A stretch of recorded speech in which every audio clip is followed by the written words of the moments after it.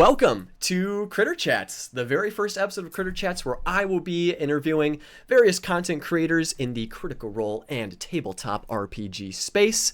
And I'm delighted to have Chase Noseworthy here as my very first guest. Chase, welcome. Welcome. Thank you very much. Thank you for having me. Yeah, it's an absolute pleasure. Let's waste absolutely no time at all because I know we're all very interested in diving into all of your deep, dark, juicy secrets as a content creator and all of the crazy shenanigans you've been up to as you're during your time as a content creator. So let's just get right into it. And a lot of the creators that I had in mind for this, we've all kind of had our start with Critical Role. Critical Role seems to have been that like pillar that a bunch of other content creators have been able to grow and learn from and kind of find their purpose almost, so to speak. But so for you, how did that all start for you? What was your first interaction with Critical Role, or how did you stumble across it? Gotcha. I stumbled across Critical Role first when I was in high school. I think it was the summer between my junior year and my senior year. My brother, Caleb, my brother's name is Caleb. Um, he got into it first, and like I had never heard of D&D at this point. I think I'd heard of it, but it Hmm. was more like in the context of like satanic Yeah. panic Yep. stuff, and Yep. things like that. But he started watching it. He started trying to show me clips and stuff. He's like, "Dude, you love this," and I was just so confused. I was like, "I don't know what this fucking nerd shit is that you're trying to Nerd show shit. me." Yeah. Yeah, you keep your nerd shit. I'll keep my nerd shit. Uh-huh. um, I didn't understand it at first, Hmm. um, and then eventually we were like driving somewhere. I think we were driving to my brother's house, and he asked if he could put on the episode that he was listening to. I was like, "Sure, fine, go ahead." And he put it on. I think it was like episode 5 of campaign 2 or something. It was Mm. the Knoll attack in Allfield. I remember that vividly. Yep. And it was Yep. it was during the combat, which usually isn't my favorite part of D&D. But for Hmm. some reason that was like what sparked it in me. I was like, "Okay, this Uh, doesn't sound completely dumb." And then like a couple days later came up in my recommended, and I watched like 2 or 3 episodes in one day. oh, wow. And then I was hooked from there. Yeah. Throughout high school, or I guess my last year of high school, it was a kind of a big bonding thing Hmm. for me and my brother because we were obsessed with it. It was the only thing we watched. Uh, so I watched it for about a year and a half in high school. Then I moved to Canada, Mm. and I'm living alone for the first time, kind of fiddling around with music, but it Yeah. wasn't really my career goal or anything Hmm. like that. It was like a hobby on the side. And I was sitting in my room. I'd come up with this chord progression on my guitar that I liked, but I didn't Hmm. know what to sing about. And so something big had just happened in campaign 2. Uh, It was episode 69 of campaign 2, the Yasha, oh, big Yasha yes. episode. Oh, yeah. What a great Um, episode. yeah, easy episode number to Yeah, remember too. yep, exactly. um, and Yasha was one of my favorite characters. Yeah. So um, I was like, why don't I just write about what happened to her? And so I did, and something possessed me to put it on YouTube. I had no illusions that like anyone was going to see it. I didn't Mm. really know why I put it up. Um, I wasn't like, man, I hope this makes it big or something. Um, but I think someone found the song and Mhm. posted it on Reddit, Mm. and it got like 800 upvotes, which at the time for me was Damn. like, oh my god, Yeah, no, 800 that's a people big sing my deal. song. Yeah, and it, like, broke 1,000 views on YouTube. I was like people were telling me they wish they could hear me singing in a pub, and, like, I was That's this high little praise. yeah, this was, like, one of the first songs I'd ever written, Yeah. um, period, not even just about Critical Role. Hmm. And so I was like, "Okay, people want me to make more, so I guess I'll keep making them." Yeah. And that snowballed into Into everything that's everything happened since else. then Yeah, it's and where I am it's today. Yeah. it's so interesting how all of that kind of happens because it almost feels like that's the best way to kind of make your start is when you're just doing it because you had that surge of inspiration, you resonated with that character, and you just put it out there to put it out there and see what happens. You had no real goal or intention with that other than to just share with the world what you created. Yeah, And it pretty just much. so happened that it became this huge thing. And again, like you said, it snowballed into this what you have today with all your channel and stuff. Um, Mhm. but going back a little bit, I thought it was just really nice that how you started out, how with your with Caleb, how you were like Yeah. keep your nerd shit separate from my nerd shit. You know, we'll be apart. But then how D&D and Critical kind of then brought you guys together and became like a bonding Yeah. moment. Well, he and I have always been like this since we were Okay, kids. Like yeah, yeah. we've always had like the same hobbies and stuff. He's my best friend and has Mm. been since I can remember. But this was like the one thing. Usually it was me copying every hobby he had. Oh, I would really? do and then Okay. take it a step above. Yeah. Uh, and Critical Role was no exception. There was just Mm. more resistance in the Oh, beginning for sure. me. I was like, I don't Gotcha. understand this, Uh so huh. yeah, I'm not going to copy you this time. And then Mm. I did, and now I make a living Yeah. writing songs about Yeah. Critical Role characters. So thank goodness that you gave it a Yeah, chance, and praise whatever demon possessed you to upload that Yasha video to yeah, YouTube. So without that, oh gosh, who knows? But going back to your first interaction with Critical Role, that episode 5 or whatever with the null attack, it was so yeah. funny that you said that because that is literally my first interaction or viewing of Critical Role as well. Really? Yes, it was. I remember the exact moment too. It was right after the bandit, or no, what was it? Maybe it wasn't episode 5. Um, It was between 4 and when 6. It was somewhere in there. I think it was the one. It was either the episode after that. Uh, actually, where it was. Oh, it was with the bandits, where they were camping out, and the bandits were like messing On the with way to them. Zadash? Yes, yes. Yeah, That okay. That was my first one, but it was gotcha. when like Molly had like lit up the glaive, and they were like freaking out. They had blown up one of the bandits and stuff. Um, but yeah, so Yeah, similar area of first view and Critical, yeah. but that I yeah, at that think point I was hooked. my first memory my first memory was him showing me the clip of the blacksmith or the black powder merchant Oh from, yeah, season uh-huh.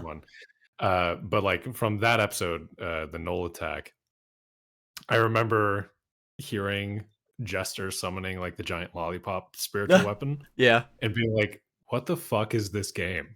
Like What is going on here? I kinda dig it, but Yeah, why is this happening? yeah. No, And so that just got me curious, and then mhm. I got into it. Yeah, no, it's great. So you touched on how you made that song about Yasha and for Yasha. Would you say that Yasha is the character in Critical Role that you most resonate with, or is there someone else? I mean, there are so many beautiful characters that Critical Role has created across their three, campaigns and stuff. Is there one that's really stuck out to you as like your favorite, or one that you connect with the most? Hmm. I think the what is it, like 4 Caleb songs that I have Yeah, now yeah. would probably make people think like, Caleb is definitely one of my favorites. Sure. Yeah. It's mostly because I'm just sort of attracted to tragic Oh, stories, and same. especially when it comes Big to same. songwriting, my sort of natural inclination is to make, emotionally powerful songs, Hmm. and it's very easy to do that with a sad Yeah. person, you Yeah. know? Um, but I'd say the one who resonates with me the most, it might be Ford actually. Mm. Partially because one, I grew up in the South, Yeah. so part of that Southern drawl Oh, yeah, that of he has. course. Um, Even though, I grew up in Florida and not the Panhandle, so it's like Mm. the most South and also not that South that you Yep. can get Uh-huh. in the States. But I was still like around a bunch of people with cowboy hats and listening to Oh, country yeah. music and that kind of stuff. So even though that's not like my vibe, really, I grew up around that, and for some reason, I felt sort of kinship because of that. But Mhm. there was also his the mask that he puts on Yeah. is something I think a lot of people can Mhm. relate to. There are aspects of me and my personality that I grew up disliking. Mhm. And so I'm meeting these new people and I'm going to put on this mask, put on a voice, Yeah. and pretend to be a different person to see if they'll like me more, Mhm. kind of thing. Yeah. Uh, I I really, definitely have yeah. done that much in my life, so I connected with him on that level too. Uh, Beyond that, I'm not really sure what else I can say about it, but Yeah, no, it's a really good point. And I think the most wonderful thing about these Critical Role characters is their journeys and dealing with the flaws that they have and the insecurities that they have. Because, like you said, I think the idea of putting on a mask can really resonate with a lot of people, um, which is why I really did enjoy Ford's story of putting on that voice, um, putting on this almost facade of being this charismatic leader when really you're nervous about every decision you make and all that stuff. People can relate to that, and it's reassuring to then see that play out where when Ford lost all of his powers, when Ford used his real voice and stuff, everyone was still accepting of him despite all of his mhm, insecurities. So it's always yeah, such a all of the characters have such beautiful messages, and I think that's part of the magic of Critical Role and stuff. Um, yeah. would you would you say that music has kind of helped? Would you, or I guess, would you say, do you use music as like a mask, or would you say you feel like you've grown past maybe some of your insecurities because of your success with music? Um, I definitely wouldn't say that I use it as a mask. Music for me has always largely been about storytelling. Hmm. Um, I love music as an art form when it is either telling a story or helping a story be told. So whether it's music like I do of like describing a character and Hmm. their character arc or something, or like musical theater or concept albums that tell a story, or a movie score or a video game soundtrack, that kind of thing, anything that aids in the story being told, that's what I'm drawn to Hmm. most often. I don't write many songs myself about like how I'm feeling and Yeah. things that have happened in my life personally. Like I've written a few, but it's very rare that I write those, and it's very rare that it feels genuine when I write those. Yeah. Um, so I wouldn't say I use it as a mask personally. Hmm. What was the other question you asked Uh, about it? do you feel that your success with music has kind of helped any potential insecurities you might have had? It definitely has made me or forced me to accept that okay, I might not be a terrible musician. Like in the beginning, I had massive imposter syndrome Oh, and of course, yeah. have some remnants of that to this day.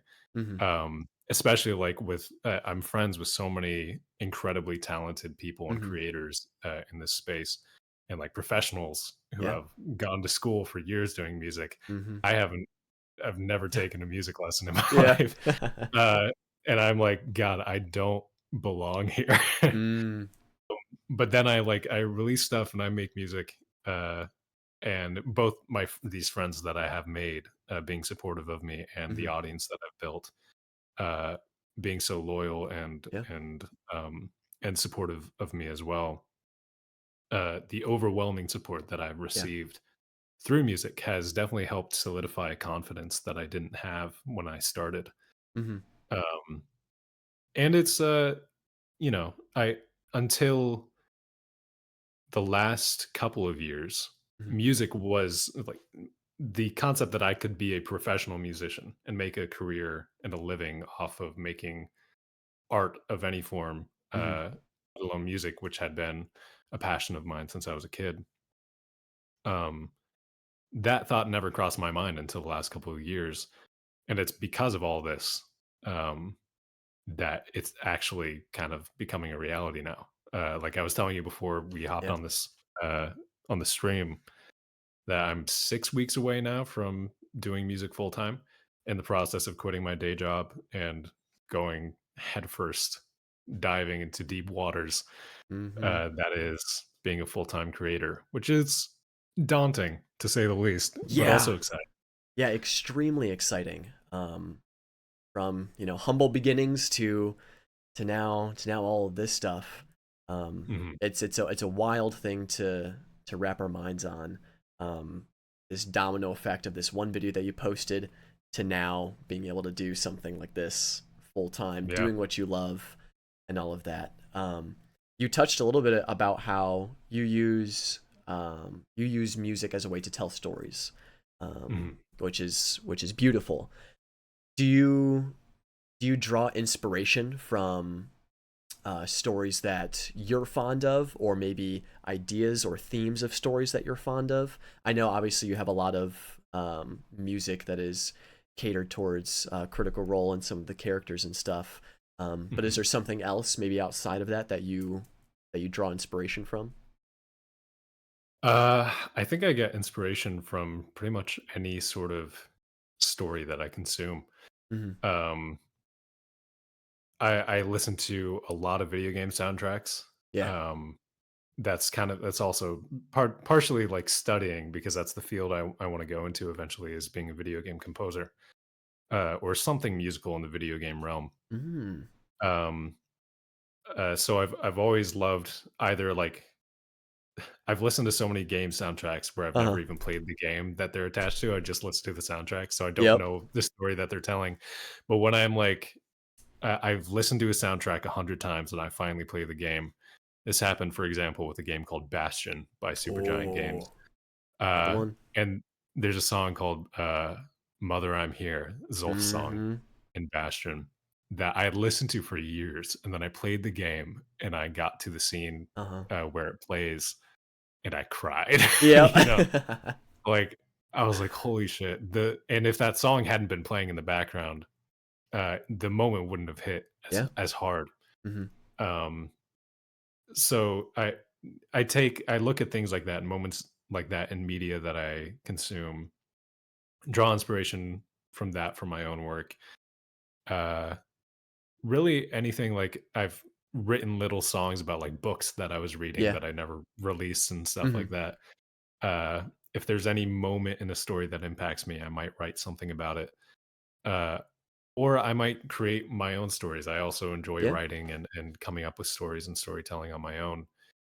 Uh, and usually it's just those kind of thoughts that apparate from silence when I'm just sitting on my couch doing nothing Hmm. and then thinking of stories that eventually snowball into becoming some massive project that I'll never actually get around to. you know? Yep, yep. I know the struggle of just thinking of like new ideas and beginning a project and it becoming bigger and bigger, but then something else catches my attention, and then Yeah. starting all that stuff. Yep, can totally Yeah. understand trying to Did you juggle know different at one stuff. point I was working on a Critical Role Campaign 2 musical? Really, I was writing a musical that was going to what's the word I'm looking span? for? Yeah, Span. yeah, I almost said scan. yeah. Span the entirety of campaign 2.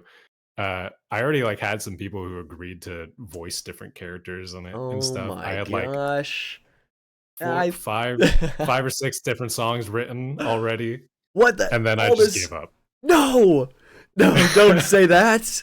No, you This was, must like, 2 complete this years ago. now. Oh my I gosh. think there was a I did make a tweet with, like, little clips Uh huh. of a bunch of the works in progress that I had, but then I deleted all my Oh, tweets. oh no. So I don't think Oh, those are up there anymore. oh. Surely it can come back.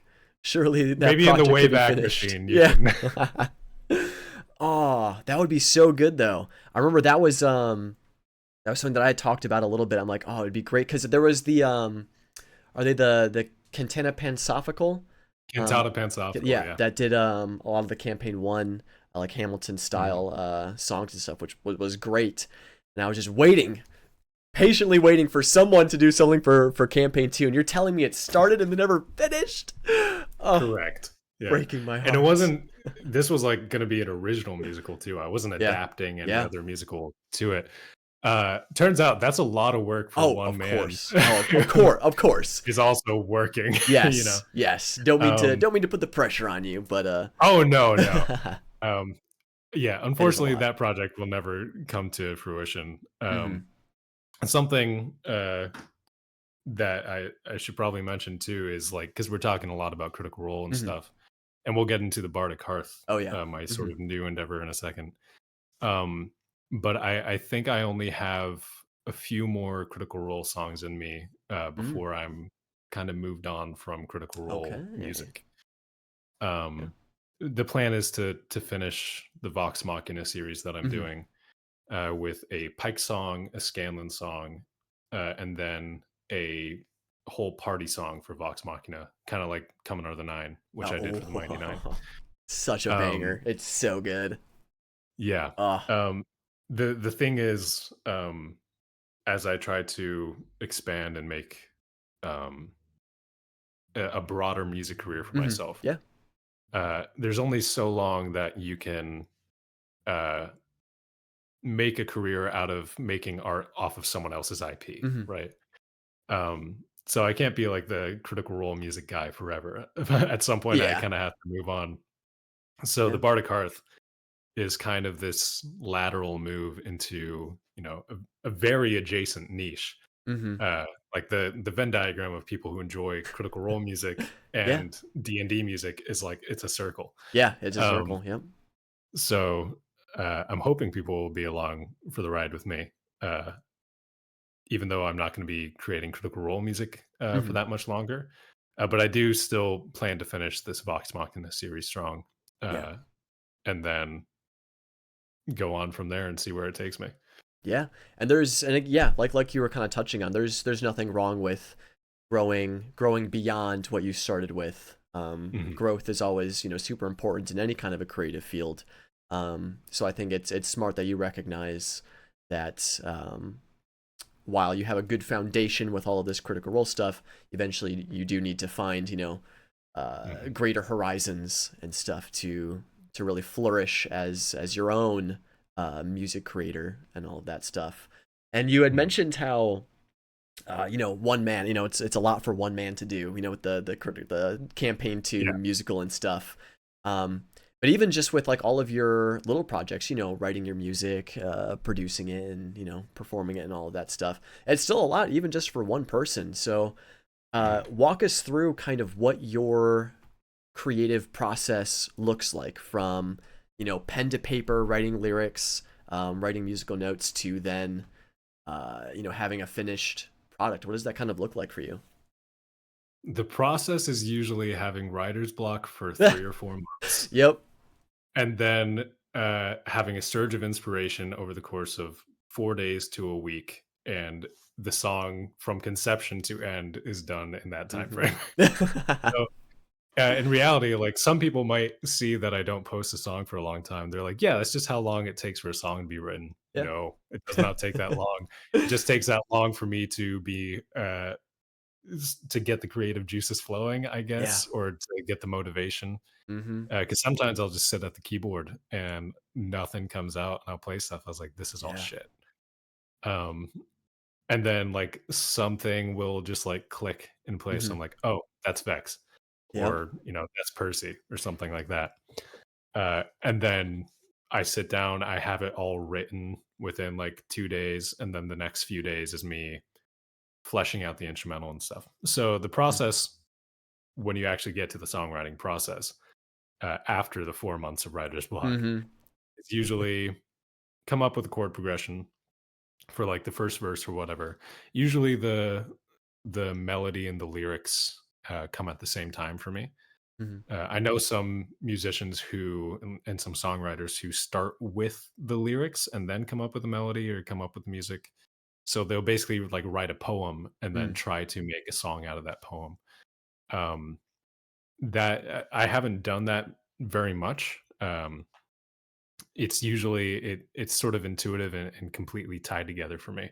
I can't separate the melody from the lyrics as I'm writing them. Hmm. It just kind of has to come out at once. So usually I'm just singing gibberish words and throwing in some words that have to do with a character. So if I'm Yeah. writing a Percy song, I'll be like, "Na na na guns, Yeah. and then Guns. guns." Demons. Sad. Yeah. I don't think the word guns appears in my Percy song once, so that's a bad example. Um, but yeah, that's basically it. And then I come up with a melody, and then I have a first verse, and then I kind of just enter a trance for a few days, and then I have a song, and I'm like, "What happened?" You kind of go into like a flow state almost, where everything's just all Pretty happening at much, yeah. once. Yeah. Yeah. No, that's really interesting. And kind of going back to what you were saying about, like the writer's block, and you're sitting at your keyboard, or you're having your guitar and you're just like strumming away or trying to find what works and stuff, and you're like, ah, this is shit and stuff. I feel like a lot of artists and creatives can relate to that idea, because then that's where the imposter syndrome sets in even more, because you're Mm. like, ah, I'm not actually great. Yeah. But then you hit that stroke of genius where you're like, yes, like you said, this is Vex or this is Yeah. Scanlan. And then you're like, I'm a god. Like, I don't know why I ever doubted myself. Like, this. What do you Yeah. mean? Imposter That's who? That's pretty accurate, actually. Yeah. um, yeah, I'll have that bout of writer's block, and I'll be like, all those other times there were flukes. Yep. I'm a fraud. Mm-hmm. Um, and then I'll like write something that when I wrote I think yeah, it was my most recent Critical Role song, the Vex song, "Weight in Gold." Mm-hmm. Um, when I started writing that, um, I was just it started off as just piano and singing. And I played it on piano and I sang it and I started crying when I like Oh, wow. started singing the Mm-hmm. chorus. Um, I think the lyrics were, "If I were worth my weight in gold, um, perhaps someone would see me. Mm-hmm. If I lived in a castle, would the world then care to meet me?" Mm-hmm. And like for some reason, that line struck something in me. And when I Uh-huh. make myself cry, I know You I've got know. something. Yeah.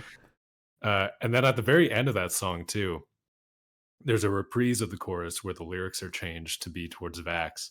Uh-huh. And she says, "I would give up all my gold for one more day to tease you. I Mm. would burn my castle down for one more chance to see you.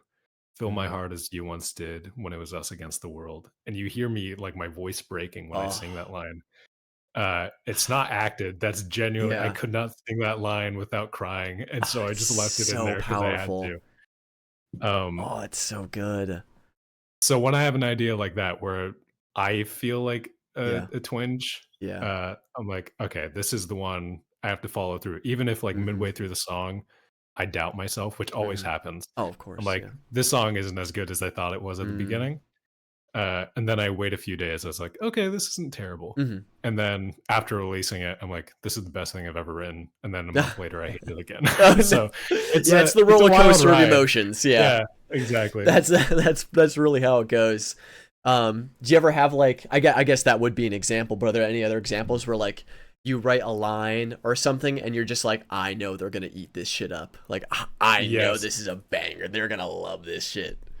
Yeah, Oh. especially in the Vox Machina series so far. I think I've been putting a lot more effort into my lyrics Mm-hmm. because, like, with the Mighty Nine songs, as much as people I've seen praise me for my lyricism, I don't think I was a great lyricist when I was writing those, and I didn't really put a lot of deliberate effort into the lyrics. I just kind of sang the first lines that came to Mm-hmm. mind, and I was like, "Sure, that's good enough. I'll leave it in there."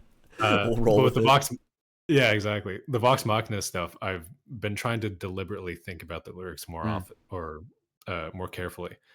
Um, some of my favorite ones have been, in Grog's song, "Born to Be a Killer." Mm.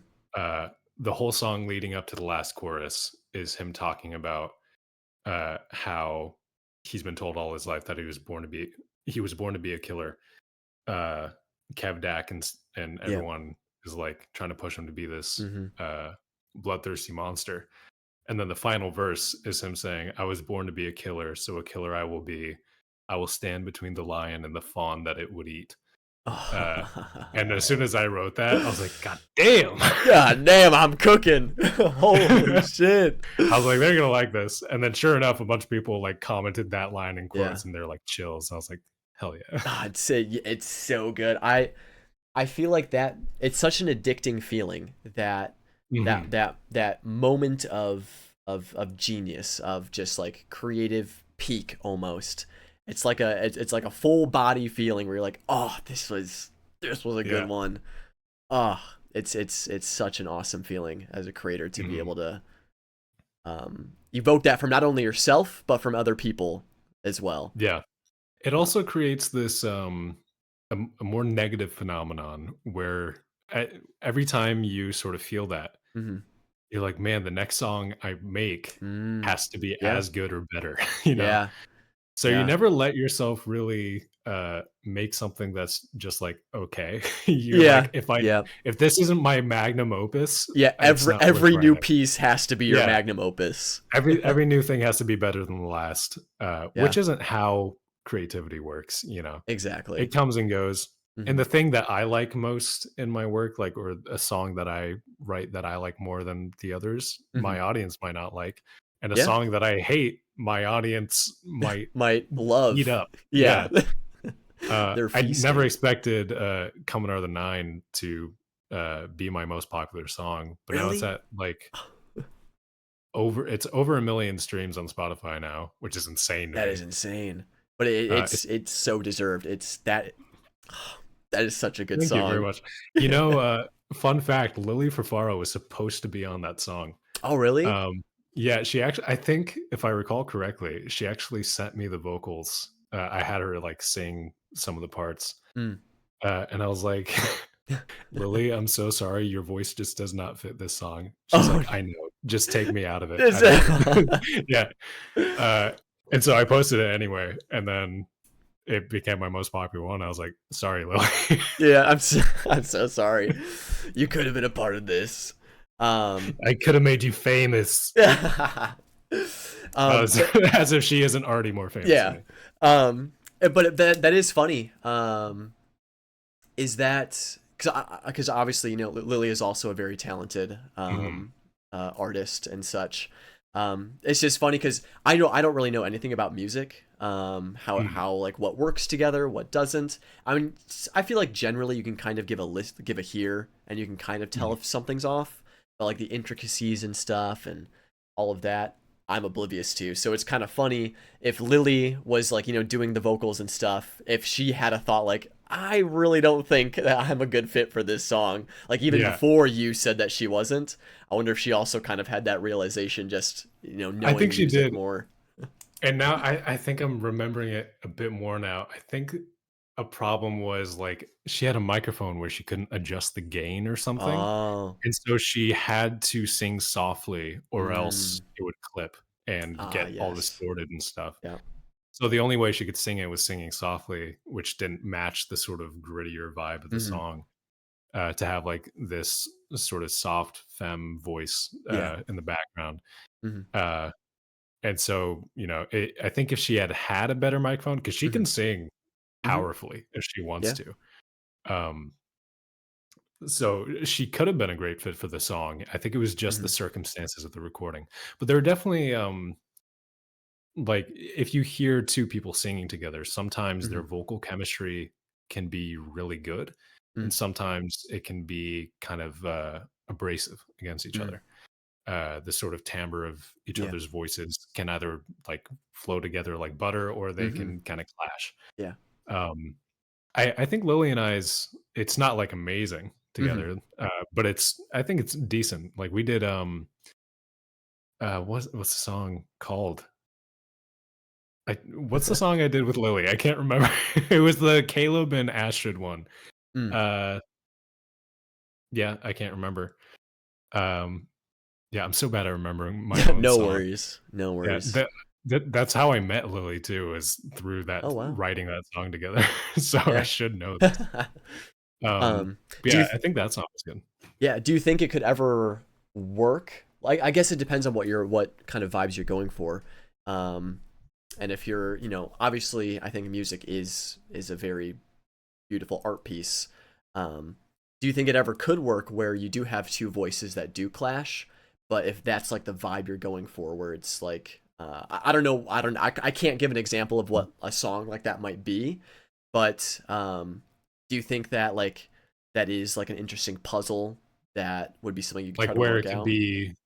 where it could be like a feature of the song, you Yeah, mean? yeah, Oh, almost the like voice that, clashing? where you kind of you Maybe. lean into that like clash of different voices, or do you think it would It just be could. too distracting to song? There's I think it depends on the context, and it also Hmm. depends on the a lot of it comes down to production too, because a lot Mm, of that you sure. can change with like plugins and effects Oh and yeah, yeah. EQ and stuff like that. You can sort of minimize those harsh, clashing Mhm. moments. Um, but yeah, I'm sure there are some virtuosic composers and songwriters who know much better than I do, Yeah. how to make voices work together. Like currently, I'm writing a song for a female singer friend uh, to duet with me, Mhm. and I'm like, God, I have no idea how to write vocals for a soprano. Like how to Oh, sure. Yeah. yeah, I'm like because the way I come up with melodies and sung lines is just singing myself, and Yeah. I'm like a bass baritone, so I'm just like singing in my range, and I'm like hoping and praying that she'll be able to Yeah. sing How do I that, get but all like the way 2 up octaves here? higher. Um, so yeah, we'll see how that is because I've Mhm. worked with the same person before on an unreleased thing, Yeah. and, I sent her the lines. Pardon me. You're I've good. got, like, weird phlegm in my throat. Um, I sent her the lines I wanted her to sing, and she's like, "This is a beautiful song, but it's so high." Like, I cannot sing these notes. Can't do So it. learning from my mistakes, hopefully. Mm. We'll see when this song comes out in, like, a month. Oh, okay. Coming soon. Coming soon. Maybe, we'll see. Yeah. Um, Talk to me a little bit about because you mentioned imposter syndrome being a very big like looming shadow over over everything. I mean, it sucks. Imposter syndrome is not great. Mhm, But what would you say your biggest struggles or hurdles have been so far as a content creator? You know, navigating mhm. not only your journey, you know, as like a musician, but navigating the online space, you know, with social media and all of that stuff. What's been your biggest struggle to get through? It's really interesting that you bring up social media specifically in the online space because that's something I've been confronting a lot recently. Hmm. Um, I've been sort of getting on a soapbox in my personal life to friends and family Hmm. because I did this thing recently a few months ago. It was just a spur of the moment thing where I was like, I don't like what social media and being online so much is doing to me, so I'm Hmm. just not going to be on it Yeah. anymore. So for a month straight, not only did I um, get off like social media completely, I deleted like all digital media apps and Hmm. things. So no YouTube, no like I even went as far as deleting Spotify and Pinterest off Oh my phone. wow. Like Clean anything that slate, could be nothing. pretty much You are anything off the that could be grid. like yeah. My friend Colin, like, texted me after I tweeted out that I was gonna be, like, MIA from Twitter for a while. He was like, "Chase, are you are you okay? Are you moving to Yeah. the woods? Do you need help?" Yep. I'm like, "Nope, I'm just not gonna be on Twitter for a bit." Yep. Um, but, yeah, I did that, and the wonders that it worked both for my mental health and my creativity and my Hmm. productivity, was massive. But the Sure. problem was I had to go back to those spaces because it's Hmm. my job, you know? Yeah. Uh, Yeah. I It's tough. I create on YouTube, I have to promote myself on social media, and now I'm on TikTok too. Hmm. I started getting on that for the Bardic Hearth stuff, and now I'm a creator in that space as well. Hmm. So and if you don't post, like, almost every day on TikTok, it Oh punishes you. gosh. So I have to Yeah. be, like, so literally what I do is I delete and re-download TikTok every single time I have to post a video and then I take it off again. And Oh my gosh. I check it on my computer for like Yeah. messages and stuff, which is why I was so bad at getting back to you when you reached out to Yep. me. Yep. No worries. Um, so I would say one of the big hurdles has just been time and finding the Hmm. time to work on things. Uh, the second biggest hurdle has been uh, creative block or writer's block Hmm. and just not having the motivation or inspiration, which Hmm. it feels like I've been in a constant state of that for like 2 years and have Hmm. only had like these moments of lucidity Hmm. where I like wrote a song and released it. And Yeah. that's where like the Vox Machina songs came Hmm. from. And it wasn't until I kind of detached myself from social and digital media as much as I Hmm. could feasibly Yeah. being a I guess, professional in this space. Yeah.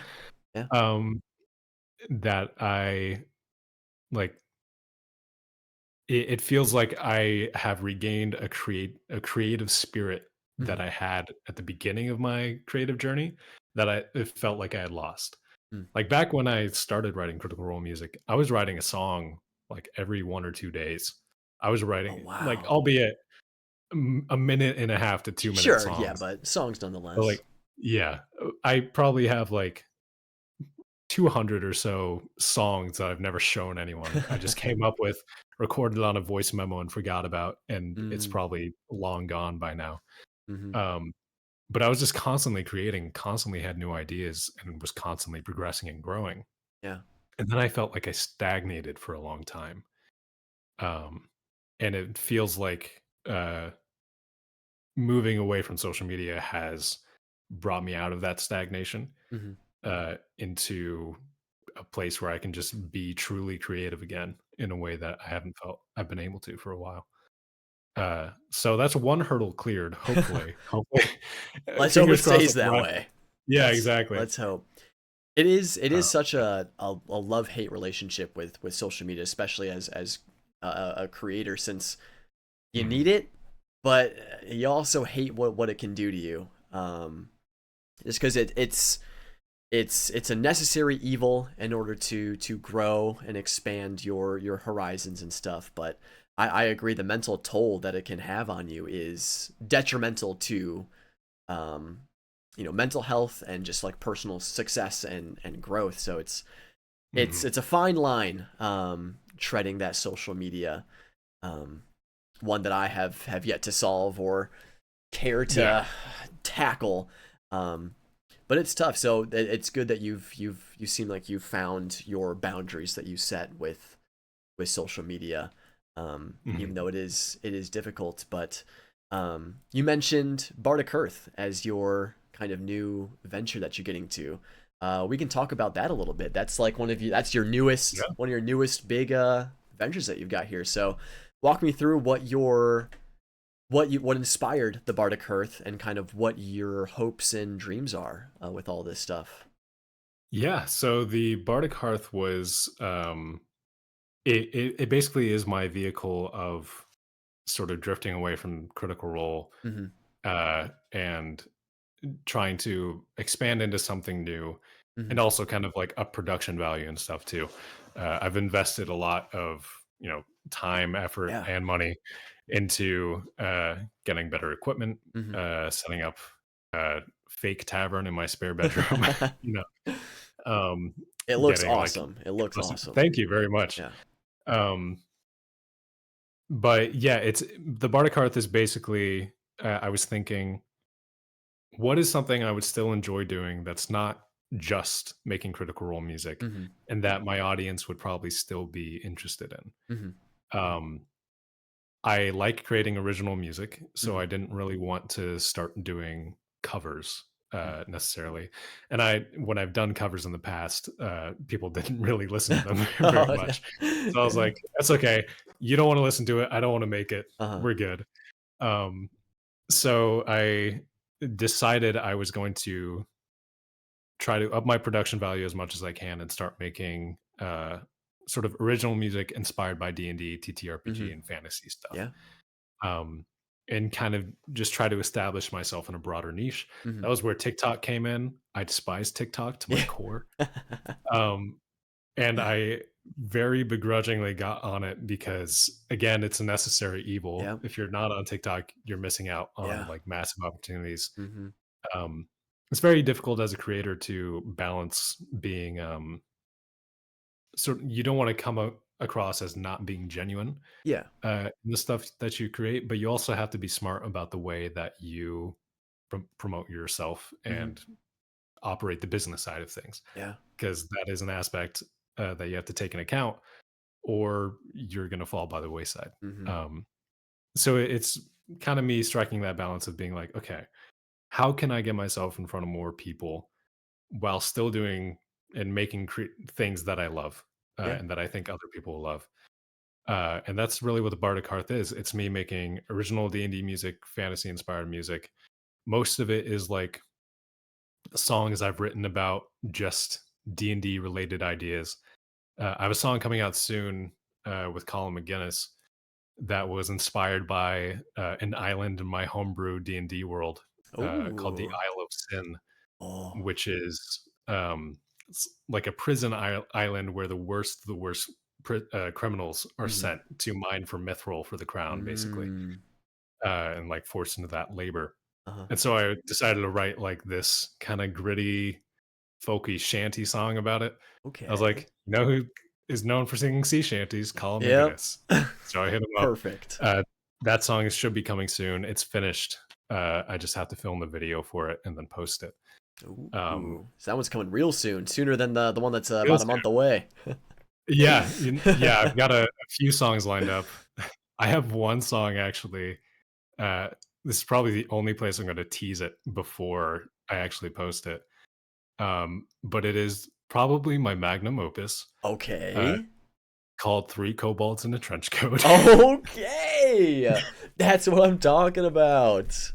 um, it's real spur of the moment. Uh-huh. Talk about I wrote that song in 12 hours. Oh, wow. But legitimately, it is one of my favorite songs I've ever written in my Oh, life. Three that's Kobolds in a Trench great. Coat. Just about three kobolds in a trench coat getting up to shenanigans. Oh, Um, was that one of those I'm songs that just like spur of the moment it hit you? You're like, I oh have to yeah, write this now. This has to yeah. happen. For like 3 months, I just had like the one line, three kobolds in a trench coat, and a little like riff to go Uh-huh. with it. I was like, but what's the rest of the Yeah, song? well, And then one day on my drive home from work and like the 15-minute commute back home, like the two verses and a chorus just came to me in a car mm. and I was recording in my voice memos. And I got home and by like 8 a.m. the next morning, Mhm. I had a finished song. Wow. And so, yeah, it was a very quickly made song. It's simpler. It's not like Mhm. the orchestral Yeah, yeah, style yeah, yeah. accompaniment that I do for like Critical Role stuff, Mhm. but it's a very fun, like Irish drinking song inspired Mm. song about three kobolds in a trench coat. And I loved it so much that I'm commissioning a wonderful artist friend to make like Oh, animatic an animatic for it? an Yeah. animatic style music video Oh, for that's it. great. So that'll probably take a couple months to finish. Oh, sure. So it'll be a couple months before this comes out. But legitimately, even with all the Yeah. collaborations that I Mhm. have coming up with some really cool people, Mhm. I'm so excited for the song Oh, to come. and it seems like the amount of effort that you're putting into the animatic, that's a great idea. Mhm.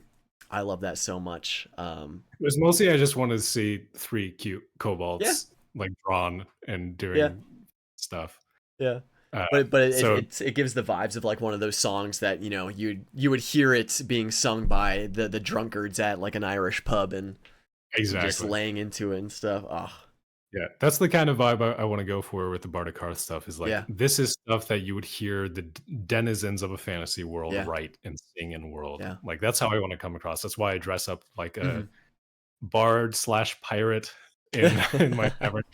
Like, I didn't go period appropriate with the clothing. I'm so Nah, bad at don't worry this is about it. my first vague foray into cosplay, so It's not bad. It's not bad. thank you It very much. matches, yeah, it matches the vibes. How long did it take you to make that set? Because it looks really good.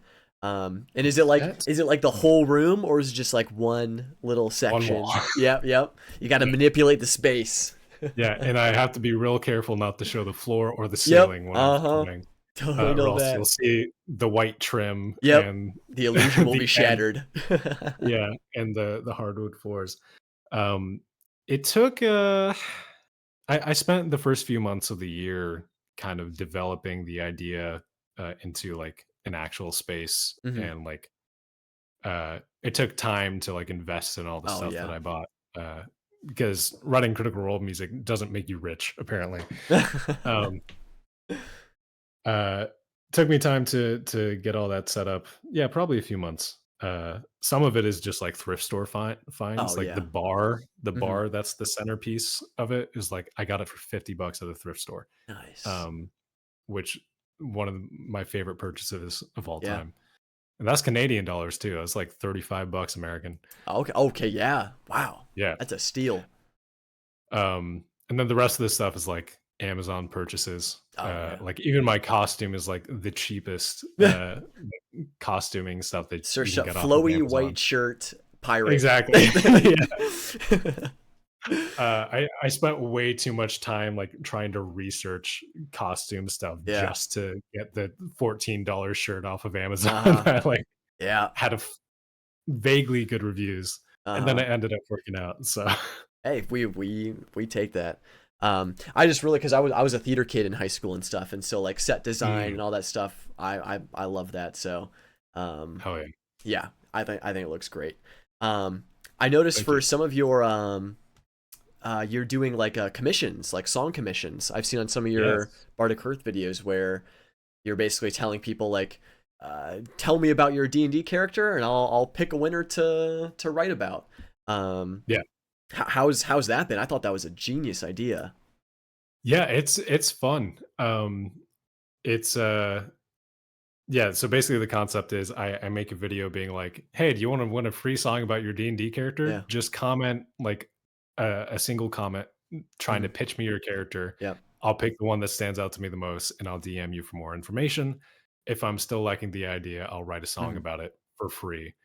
And also commission art for your character to be the cover art for Hmm. Spotify. Yorsi Hernandez, incredible artist that I'm partnering with for this series.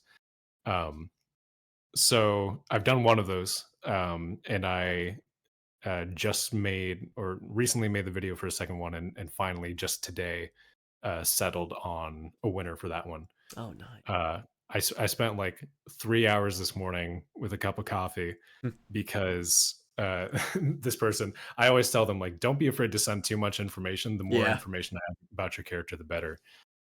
Because I don't have hundreds of episodes of Critical Role to watch to like To see how your fully understand character. your character Yeah. exactly. Yeah. So like the more I know about them, the better. Hmm. Uh, and I received a document or a few documents actually. But the main document Hundreds was of pages. no, it's about 28 pages, but it was like densely packed pages. Damn. Uh, like 12,000 words, almost Whew. 13,000 words, probably closer to 15,000 with the other documents attached. Holy moly. Um, And it took me a few hours to read through, but I Oh was yeah. so invested reading it. Yeah. Like, I felt like I was reading a novel, and, Ah. there was a part in the document, in the story, like, recounting the events of the campaign where I almost teared up reading about Oh. this character's interaction with another character. Wow. And, again, that was one of the moments, like, if I tear up, I know I'm gonna like it, Yeah. and I'm gonna go for it. So I'm excited to delve into writing about this character and stuff. Hmm. But, yeah, that was another thing that was, like, thinking about the business side of Yeah. things, Yeah. what do people like? Free stuff. Yeah. What what free stuff can I provide? I make music, and I've done character commissions in the Yeah. past. Um, and it also had the added benefit of people reaching out and being like, "Hey, can I pay you to write about my character?" And I was like, "Once I quit my job, you can." Yep. So, Uh-huh. Once I uh, have more time. exactly. Yeah, because right now, I wake up at 2:30 in the morning, Oh. uh because I go to work. I have to be at work at about 7:50 or so. But I also like an hour with my coffee in the Oh, morning, sure. and then I Yeah. like an hour to go to the gym and work out. Yeah. Uh, and if I wait until I get home from work, like most of my creative energy is just like I'm exhausted and I Oh, don't of want to course. like sit down and write. And I'm a very much a morning person. So I try to wake up super early so I have like Hmm. 3 hours in the morning to work on stuff before I have to leave. Um, So, yeah, that's pretty much Wow. the only time I get besides Mondays and Tuesdays, which are my weekends that I don't work at my day job. Mm-hmm. Uh, I in which case I work the entire day pretty Oh, much, uh, jeez. with just like a couple naps in between. Um, Two, so two, top two in the morning yeah, is. I'm still caught up on the 2 in the morning. That's when I'm going to bed. 2:30. Some 2:30, 2:30. That's Yeah, when I'm going to bed some nights. Oh my gosh. I know. Especially because I'm 2.5 hours ahead of you time zones wise. Oh, true. Yeah. Uh, Yeah, there's a weird half hour where I live in Newfoundland. We have our Hmm. own time zone because we're a special little snowflake. Um, Oh my anyways, what was I gosh. talking about? I'm just thinking now, like I'm gonna be sending you like a DM, like, all right, good night, Chase, and you're gonna be like, good morning. Yeah, Just like, that happens quite a bit with my oh friends. my god. Oh Yeah, I have a lot gosh. of friends on the West Coast who are like, I'm not going to bed for like 2 more hours. I'm like, I Yeah. just woke up. Oh my goodness. I mean, good on you for wanting to, seize the day and make the most of it and in your mornings and stuff. I could never. I wake up like Yeah, an hour before I have to go to work. I'll spend like 30 minutes getting ready and I'm out the door. And that's and it. I'm not better than anyone because I wake up early. Oh I no. get the same amount of sleep as everyone Yeah. else. I just have more tolerance for Sure. Yeah, yeah. Yeah. bullshit sleep Yeah. schedules, I guess. I don't Just know. used to it at this point. Yeah. Um oh gosh, so real quick, I wanted to pull back to where you talked about where you were reading that document that person had Mhm. sent you about their character. When you were reading it, were there different points, I guess, especially with the one where you were getting teary-eyed, um Mhm. were there points where you were like, ooh, this is a good uh piece that could fit into like a song? Like were you pulling Yeah. pieces out as you were reading? They're like, okay, I really want to use this. I'm starting to now see the picture of the song being put together. Yeah. I definitely try to analyze um, relationships with other characters, Hmm.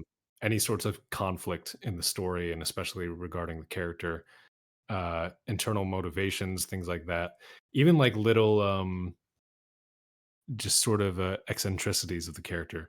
Like there was a moment where this character that I'm writing the song about now is a cleric of the god of death.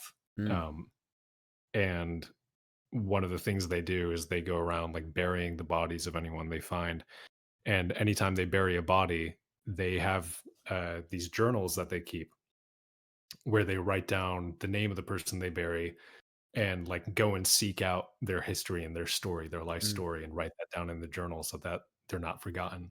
Like Wow. there's some kind of lyric in there. Yeah. I know I Uh-huh. can use that for some kind of lyric. Yeah. And like for the person that I'm writing it for, to have those like small intimate details, like Hmm. not even just the broad details of like this is a cleric of the god of death. Yeah. Like there you can write a million different songs about a million different Yeah, of characters course. that fall along those Hmm. lines. Um, but like there's only one that writes the stories of all the people they bury and keep them in Hmm. little journals that they keep with them. And so hearing a line about that in a song makes it feel a lot more personal and Yeah. kind of it's like I don't know. I like including those kind of specific small details in songs for this kind of project. Um, yeah, I'm just rambling Yeah. now. No, I'm no, no, sorry. that's good. That's good. Um it's interesting cuz yeah, it separates um it makes their song unique. It makes their story unique when it's not just, you know, worshiper of the god of death. They are more than that. They are all of these little minute details about them Yeah. that sets them apart. There's there's some songs and some characters where I kind of have to just go like basically retell the story that I'm told about the character uh just in song form. Hmm. Uh like literally just chronologically these are the events that happen. Yeah.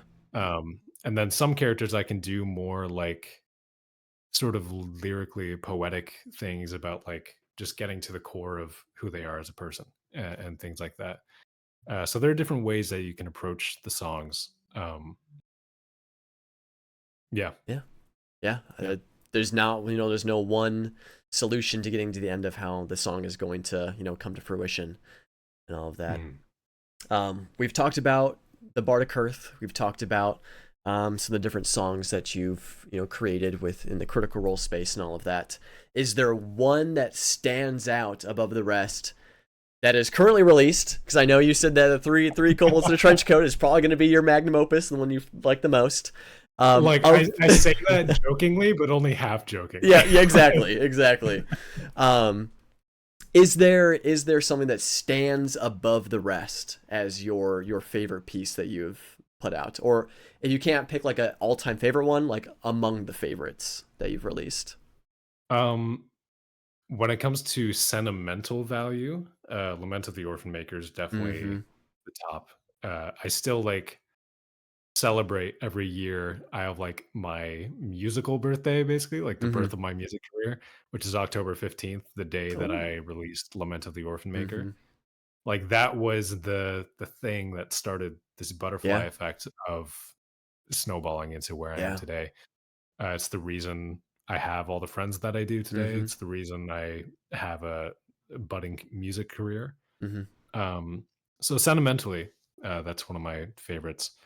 Um, as far as like how musical quality, Mhm. um, hmm, is it very difficult because I'm Yeah. so self-critical that like Of eventually I end course. up being like all of it's shit, You hate you it. You know? hate all of it. Everything I made is Yeah. shit. Yeah. I think currently, uh, hmm, it's between Weight and Gold Mhm. and Far From Me, the Vax Mm. and Vex songs, Mm. I would say. Mhm. Um, ah, hmm. See, this Now is you start this to is the think about yep. Uh-huh. yeah. See, Uh-huh. the problem with Weight and Gold is, like, sometimes I feel like I rushed the second half of the song, and I should have Uh. spent more time on it, and then Far From Me, I'm like, the production wasn't up to snuff, so there's always something I can To nitpick nitpick about it, about, yeah. everything. But, yeah, like, most of the Vox Machina stuff that I've Mhm. done recently, I've been decently proud of. Yeah. It's me trying to step out of my comfort zone and explore more, musical skills and technical skills that I haven't really explored before, like Mhm. writing for strings and orchestral Yeah. arrangement, that kind of thing. Um, so yeah, I'm proud of some of the things I've learned through these songs and things that I've accomplished. Yeah. Um, yeah, There's so much, and it's been like you said with, your first Yasha song. It's been such an incredible journey from making that to now being where you're at today. And you kind of touched on it a little bit, how you're going to be moving to do this full time, yeah, and in a certain period of time you'll just be focusing on music. What's that kind of revelation been like, where you're like, holy moly, I can actually do this now full time, follow my passions, which is like that's the goal, right? That's like yeah. that's the goal right there. So how has that journey been of um transitioning from work, having a job, to now coming to the realization that you can do this full time? Talk to me a little bit about that experience. Yeah, it's been definitely surreal. Mhm. Not something that if you had asked me even 2 years ago, I wouldn't have thought that it was in my near future. Mhm. Um, yeah, it's definitely a strange experience, but there was just a point where even just my passive income through like Spotify royalties and Mhm. YouTube ad revenue, because of the amazing people who listen to my Yeah. music, I started earning more through that than I made working 40 hours a week at my day Mhm. job, Yeah. you know? And I Yep. was like, okay. All right. The There's only something reason I'm here. not making yeah, the only reason I'm not making more money through music is because I don't have time to do, Yep. like, commissions and contract work because I'm Mhm. working 40 hours a week. Yeah. So what could I do with 40 extra hours in the week, that I get back? Mhm. Um, and so from there from that thought, it was really just a matter of setting myself up for success Yeah. and being sure that I didn't need the safety blanket. Mhm. Like in a creative field like this, in any creative field, they're so volatile and they're Of so course. unpredictable that, this could happen and might end up getting a job at Walmart. Who knows? Yeah. Uh, Yeah. and, it could flop terribly, or it could go really well. And Mhm. I won't really know until I take the leap. And Mhm. I'm at a point where I'm confident enough Mhm. uh, where I am that I can take that leap and that I can safely do so. Yeah. So definitely a weird feeling. It hasn't completely sunk in. Mhm. I have that feeling now where like I've told my boss that I'm going to be leaving my job. Yeah. Uh, I like my last day is set as August 3rd. That's going to be my last day at my day job. Uh, and now that I've told him and like it's become real, like I am quitting Mhm. August 3rd. It's kind of Oh. like when you're in a senior in high school and you're Yeah. like graduation is like Graduation is within, right around the corner. Uh-huh. and now you're just antsy to get out. Like Yep. that's kind of what I'm doing. Yeah. It's given me this surge of creativity where I'm just like making music all the time. I'm like, Uh-huh. I just want to do this all the time, but I have to work. Yeah. It's gotta um, be such a freeing feeling. Um, and you're mm, finally able to devote all of this time to doing what you love, which is something that you've been wanting to do for so long now. yeah, It's so exciting. It's really exciting. it's very exciting. Being able to Um, pursue all that stuff. mhm. Yeah. Um, Yeah, it's the dream, and it's definitely I'm in a very privileged position mm, because uh, you know, people say a lot of the times a lot of when it comes to success in these industries, a lot of it comes down to luck. mm. And it's definitely true. It's not like completely luck. I'm not going to like this isn't me putting myself down and being like I don't deserve to be where I am. Sure. Yeah. Like I put in work and I think I've developed skills Hmm. that are uh skills people want to see. Yeah. Yeah. Um but a lot of it has been like just randomly meeting people and making friends with the right people, Yeah. and the algorithm favoring me on a video like coming out of the nine or Hmm. something, or like getting a spot on a Spotify playlist that gets a Yeah. bunch of people to listen to your song.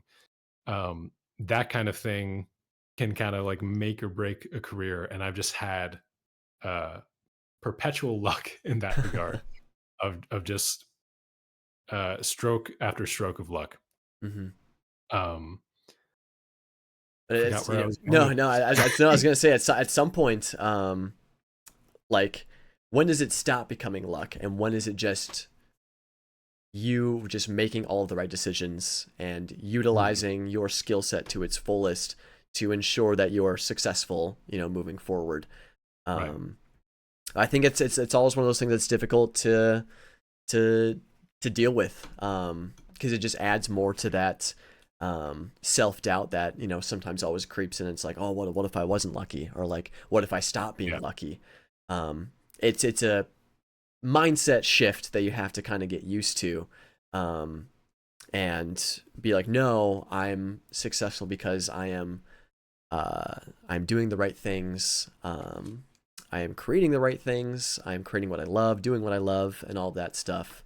Um, but it's such a difficult mindset to kind of to get into, since it's so easy to fall back into that negative space of imposter syndrome, not being good enough. But Yeah. once you crack the code, um, then it's I'll smooth let you know. sailing. So yes, yeah. Please let me know. I'm sure every creative out there is dying to figure out how to kick that thing. Um, but speaking of like other creatives and stuff, now that you've found yourself in a place of success and growth and stuff, and you've had this long journey, is there any advice that you would give to someone who is just starting out as a musician, or just even a content creator in general, trying to enter this online space? Sure. Um, First thing is make cool stuff. That's gotta ground zero. If you aren't making cool things and posting them, no one's gonna see your work. There's no way for people to see your work. Um, From there, it's really a matter of one finding a niche. I happen to stumble into the nichest of niches, music about a show about people playing Critical Role or playing D&D. You can't play Critical Role. Um, uh, so yeah, I found a very specific niche Hmm. that didn't have a whole lot of people in it at the time, and just sort of happened to stumble into it at a time where it was becoming more of a Yeah. popular thing to listen to. Hmm. So finding like a very specific thing that you know that you are good at doing Hmm. uh, is very helpful, because there are a lot of people who are just writing songs about anything, like every other artist in the world, or creating art, whatever given art form that you pursue personally. Uh, that you just kind of get lost in the crowd unless you have something that makes you unique, and that makes you kind of have something that no one else does. Yeah. Um, Beyond that, it's the best piece of advice I've ever heard was from Colin McGinnis, which was don't be an asshole. Just be a good person and make Mm-hmm. friends and be genuine about making friends. There's a lot of uh, people who they trying to make connections and network in a given space. They will like try to make friends with people, and it comes across as very forceful Mm. and like Yeah, yeah. I'm trying to be friends with you so that I have an industry connection, you Yeah. know. And it people can always tell when you're doing that. So as long as you have sort of a mindset of I'm trying to make friends with cool people who happen to be in these spaces, and Mm-hmm. if that gets me a job somehow, cool. Yeah. Um, but just go in trying to make friends in the spaces that you are creating in, and with like-minded people, Mm-hmm. and hopefully eventually that'll lead somewhere. You never know when some Joe Schmo that you meet might uh, give you an opportunity that'll Yeah. snowball into a career, you know. Mm-hmm. Um, so yeah, Yeah. it does come down to chance a lot of the time, but you have to be prepared for those chances. Mm-hmm. And yeah, be prepared to handle them in the best way that you can. But that's a good message. Don't be an asshole. Just be Don't be an kind. asshole. I think that transcends past content creation and Yeah, stuff. Please, everyone, heed these words well. We need to be spreading kindness throughout the world for sure. Um, absolutely.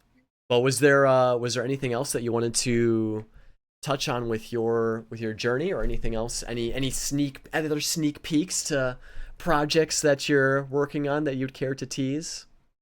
Um, I can't think of any right now that I want to disclose yet, Mm-hmm. but yeah, I think that's pretty much it. Yeah. I'm very bad at self promotion, so No worries. But any closing words to your fans out in the crowd? I have fans. What? Of course you do. Of course you do. Um, Thank you for listening to my music. I Yeah. never thought anyone would. That's pretty much all I got to say. Yeah. Thank you. I hope I keep making stuff you enjoy, and Yeah.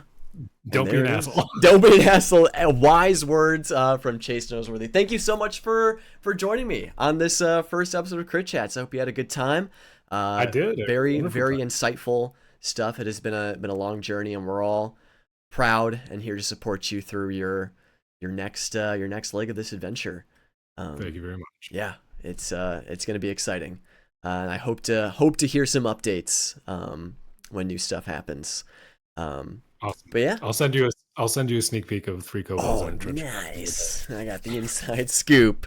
But yeah, that's going to do it for us here. Thank you all so much for tuning in. Those who tuned in for the live stream, thank you so much for hanging out with us, for the nice cozy vibes. And thank you to everyone who's going to be watching this on Spotify or YouTube, or wherever I end up posting this here interview. Thank you all so much for your viewership, and let me know in the comment section who you might want to see next on here, or if there's anything you would like expanded upon, or anything like that. I am open to any and all suggestions. But of course, thank you all for joining me. Don't forget to love each other. Don't be an asshole.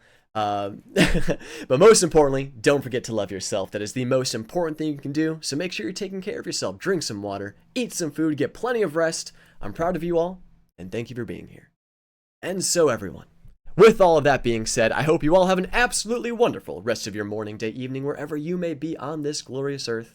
And we will see you all very soon. Bye, everyone.